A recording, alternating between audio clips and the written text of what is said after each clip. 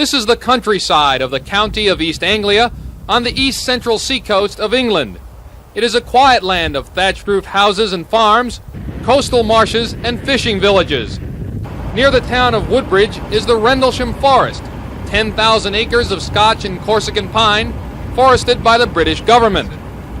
The Rendlesham Forest is also the home of the U.S. Air Force's 81st Tactical Fighter Wing, located on a twin-base complex formed by Woodbridge and Bentwaters airfields, located some 6 miles apart.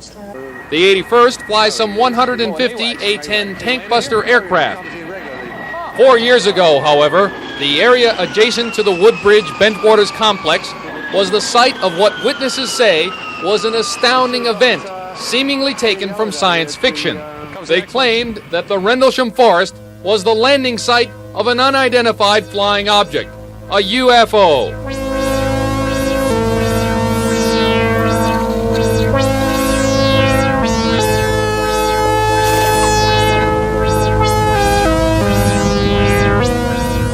One of the witnesses is mechanic Jerry Harris, who owns a car repair shop just off the runway at Bentwaters Field.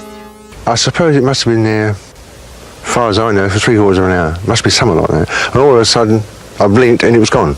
Gordon Levitt, a game warden who lives in Orford near Woodbridge, saw it too. First of all, it looked as though it was an aircraft. The light was coming in, it appeared to be quite slow, and then it speeded up and it came towards the lodge. And the closer it got, the more I realised it was not an aircraft. The British tabloid press had a field day with reports of the incident, with stories of flying saucers, mysterious lights, and even aliens. The Times of London, however, dismissed the incident and poked fun at the other newspapers. It quoted this man, Vince Thurkettle, a forester who works near the alleged landing site.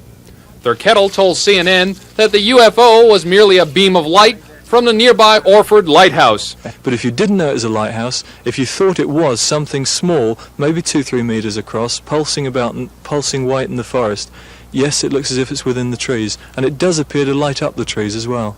But Gordon Levitt, the game warden, who is also familiar with the forest, dismissed the lighthouse theory outright. At the moment we're standing on the Orford Quay, and quite clearly you can see the lighthouse over there flashing, and the light from the UFO was totally nothing like the light from the lighthouse. What makes the Bentwaters Woodbridge UFO incident unique is that this official U.S. Air Force report, obtained under the Freedom of Information Act, documents 2 UFO incidents that were intensely investigated by the Air Force. It states, early in the morning of December 27, 1980, 2 Air Force security police patrolmen saw unusual lights outside the back gate at RAF Woodbridge. Thinking an aircraft might have crashed, they called for permission to investigate. The on-duty flight chief allowed 3 patrolmen to proceed on foot. The individuals reported seeing a strange glowing object in the forest that was metallic in appearance and triangular in shape, approximately 2 to 3 meters across the base and 2 meters high. It illuminated the entire forest with a white light. The object had a pulsating red light on top and a bank of blue lights underneath. It was hovering or on legs. As the patrolman approached, it maneuvered through the trees and disappeared. The next day, 3 depressions, 1.5 inches deep and 7 inches in diameter, were found where the object had been sighted on the ground. The following night, the area was checked for radiation. Beta-gamma readings of 0.1 millirens were recorded with peak readings in the 3 depressions and near the center of the triangle formed by the depressions. A nearby tree had moderate readings on the side of the tree toward the depressions. Later in the night, a red sun-like light was seen through the trees. It moved about and pulsed. At one point, it appeared to throw off glowing particles and then broke into 5 separate white objects and then disappeared. Immediately thereafter, 3 star-like objects were noticed in the sky, 2 objects to the north and 1 to the south, all of which were about 10 degrees off the horizon. The objects moved about in sharp angular movements and displayed red, green, and blue lights. The objects to the north appeared to be elliptical and then turned to full circles and remained in the sky for an hour or more. The object to the south was visible for 2 or 3 hours and beamed down a stream of light from time to time. Numerous individuals, including the undersigned, witnessed the activities in paragraphs 2 and 3. Signed, Charles I. Halt, Lieutenant Colonel, United States Air Force, Deputy Base Commander. No, I think I saw a UFO. Some kind of a spaceship from someplace not of this earth. Airman Gregg is a former Air Force security policeman who says he was a witness to the second of 2 UFO landings on consecutive days in December 1980 outside the U.S. Air Force Base at Woodbridge, England. Those events were documented in this official U.S. Air Force report released under the Freedom of Information Act. According to the report, in the first encounter before daybreak, 3 security policemen saw a luminous metallic object and followed it through the forest as it maneuvered through the trees and then disappeared. After daybreak, this now retired security police master sergeant went to the site of the incident, along with others, to determine what had happened. To protect his current government job, he asked not to be identified.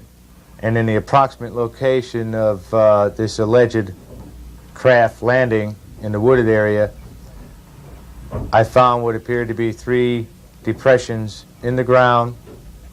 The ground was rather soft at that time, but 3 depressions in a triangular pattern. But it turned out that they were 12 foot equidistant from each other, measured from center to center. An officer who accompanied Master Sergeant G corroborates that account, but since he is still on active duty, he too asked for anonymity. Both he and the sergeant said they took photographs of the physical evidence. I took the pictures and we thought we had some evidence, but when the pictures came back, they were all whited out. There was nothing on the film itself or on the negatives. Because the site of the incident was located on public land between the 2 air bases, British police were also called in to investigate. We showed them the 3 indentations, and we told them the events that had occurred earlier that morning, and their explanation to us was that these 3 indentations were probably caused by hens or rabbits burrowing in the ground trying to keep warm during the night. At that time, I told them that these indentations were obviously 12 feet apart, and that was rather peculiar, especially when they were in a perfect triangle.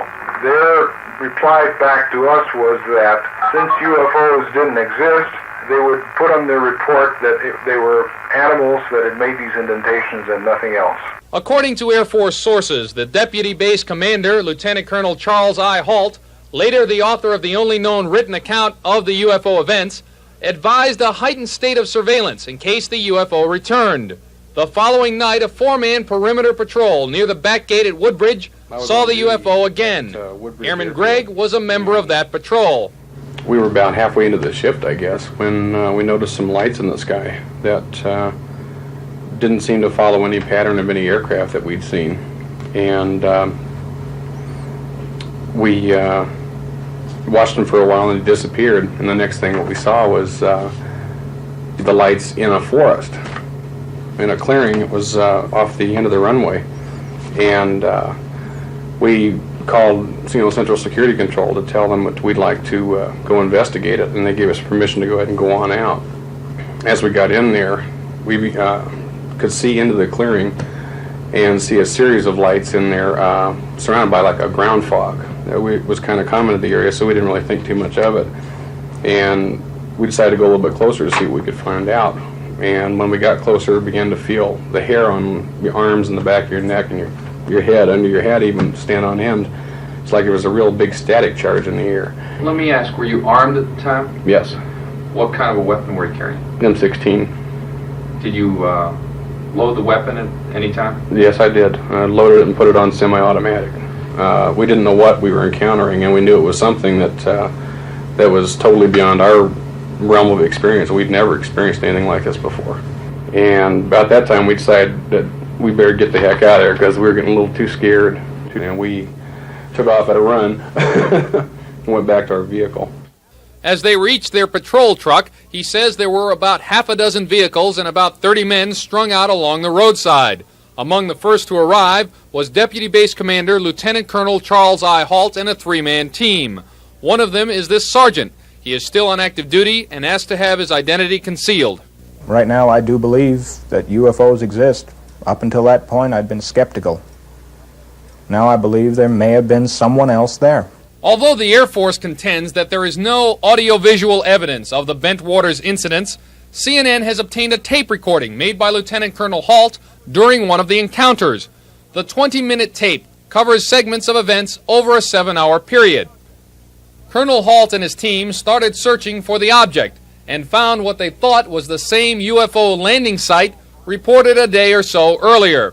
We found a small blast, what looks like a blasted or scuffed up area here. We got very positive readings. See, is that here the center? Yes, it is. This is what we would be. According to Sergeant B, the team member carrying the Geiger counter was selected by Colonel Halt to take photographs and radioactivity readings. Sergeant Nevels, who is a disaster preparedness specialist, he operated the Geiger counter. Well, he was the expert on it, so he carried it and he operated it. Colonel Halt recorded the radioactivity data in detail in his official report. One of those readings was taken from a tree facing the suspected landing site. Colonel Halt also noticed unusual abrasions on the nearby trees and ordered Sergeant Nevels to take photographs.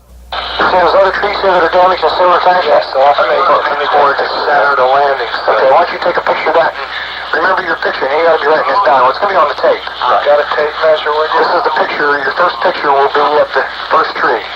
And according to the Halt tape, there was additional physical evidence. Looking directly overhead, one can see an opening in the trees, plus some freshly broken pine branches on the ground underneath. Looks like someone came off about 15 to 20 feet up. Some small branches about an inch or less in diameter. Zulu 148, we're hearing very strange sounds out of the farmers' barnyard animals. They're very, very active, making an awful lot of noise. It was at about that time that Sergeant B and the others apparently saw something. You just saw a light where? Where? Right in this position here, straight ahead, in between the tree. There it is again. Watch, straight ahead off my flash right there. So there it is. Hey, I see it too. I'm standing at the landing site described by Colonel Halt in his report. Behind me is the light from the Orford Lighthouse. It flashes every 5 seconds and is less than 10 miles away. The question remains, however, how could Colonel Halt and his men mistake that light on 2 different nights for something radically different? Critics say that the light the men saw also appeared at roughly 5-second intervals, and so the lighthouse beacon must be the source of the light. Here's what happened when we synchronized the Halt tape, noting each sighting with the lighthouse beacon. The initial sightings, at least, appear to coincide. You just saw a light where? Right in this position here, straight ahead, in between the tree. There it is again. Watch, straight ahead off my flash right there. So there it is. Hey, I see it too.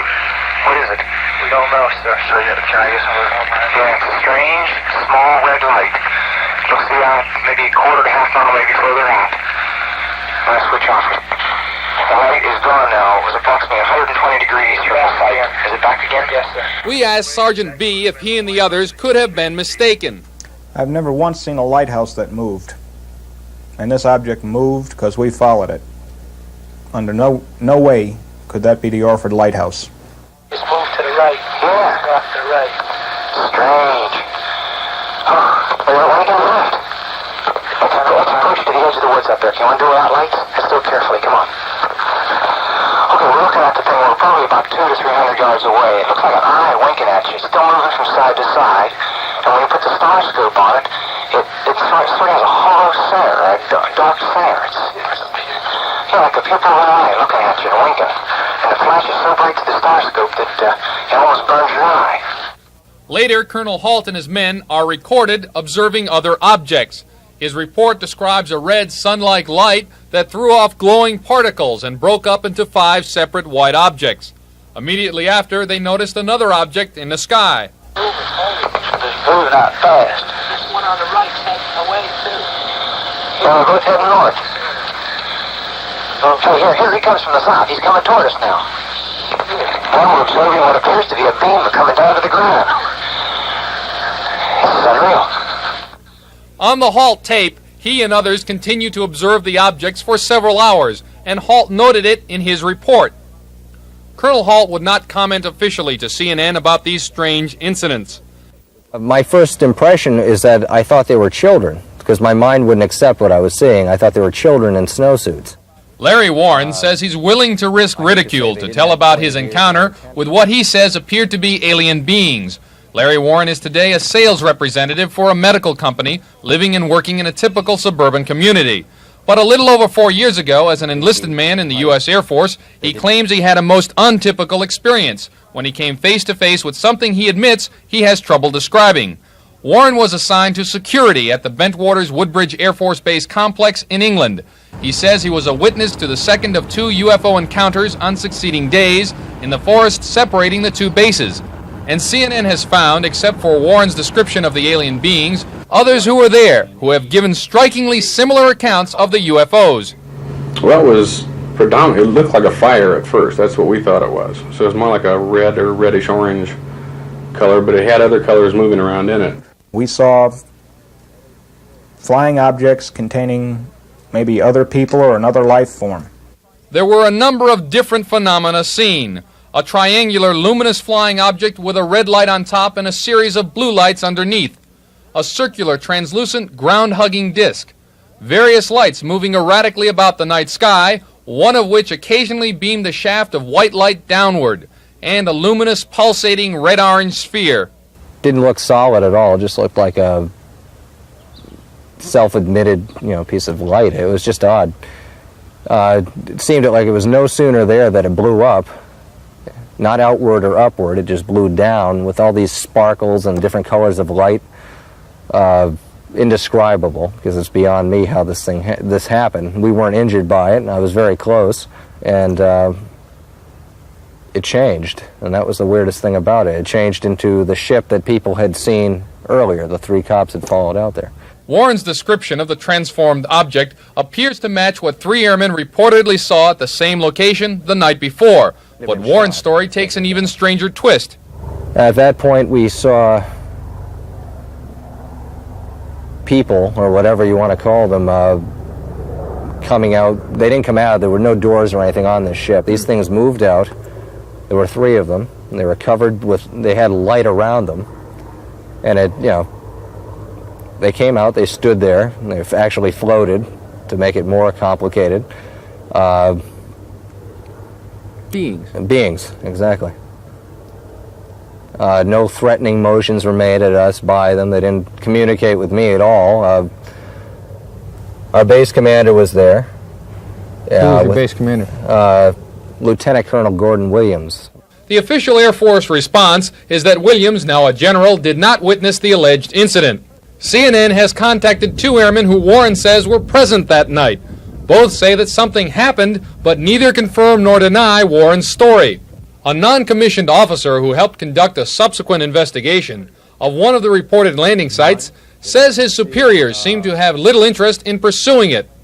Things seemed to be clamped down quite suddenly, and nobody was talking to anybody else about it. And when I tried to find or ask specific questions about things, nobody knew anything. Larry Fawcett is a full-time police detective. He is also the co-author of a book which uses government documents to support its argument that there has been an official cover-up of the UFO experience. He says military personnel have good reason to be reluctant to talk about their experiences. The reason for them not talking is usually that they've been threatened, or they fall under the regulation JNAP 146. Which talks about if anybody talks about UFO events that have been reported in the military, they're subject to fine, loss of pension and retirement and every other thing, and even jail time. CNN began asking the Air Force for information about the Bentwaters UFO incident 6 months ago. Throughout, the Air Force has been slow to respond.